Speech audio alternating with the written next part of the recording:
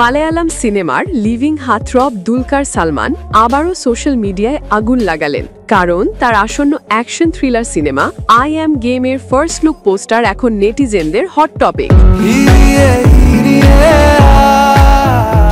শুক্রবার 28 নভেম্বর প্রকাশিত এই পোস্টারটি মুহূর্তেই ভাইরাল হয়ে যায়। দুলকারকে দেখা যায় স্টাইলিশ স্ট্রাইপড স্যুটে, রক্তাক্ত একটি হাতে বন্দুক, আর তিনি বসে আছেন একটি সোফায়, চোখে তীব্রতা, মুখে রহস্য।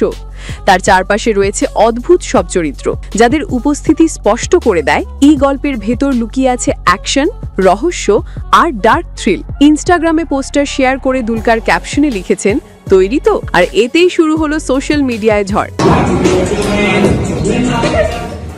একজন ভক্ত লিখেছেন, ব্ল্যাক ফায়ার ইন্টারন্যাশনাল লেভেল, দুলকারের স্টাইল আর look game changer. Comment section মুহূর্তেই ভরে যায় উত্তেজনায়। সিনেমাটি পরিচালনা করেছেন নাহাস হিদায়াত। দুলকার সালমান ছাড়াও অভিনয় করছেন অ্যান্টনি ভার্গিস, মিশকিন কাথির, পার্থে তিওয়ারি, সম্যক্তা বিশ্বনাথন। প্রযোজনায় রয়েছেন দুলকার নিজেই, তার ব্যানার ওয়্যারফেয়ারার ফিল্মস থেকে, সঙ্গে প্রযোজক জোম বার্গিস। অপেক্ষার পালা খুব বেশি নেই, কারণ আই অ্যাম গেম বিশ্বব্যাপী মুক্তি পেতে যাচ্ছে 2026 সালের এপ্রিল মাসে। মালায়ালাম ইন্ডাস্ট্রির অন্যতম বড় বাজির মতোই দেখা হচ্ছে এই সিনেমাকে। আপনারা কি দুলকারের এই নতুন লুক দেখে উত্তেজিত?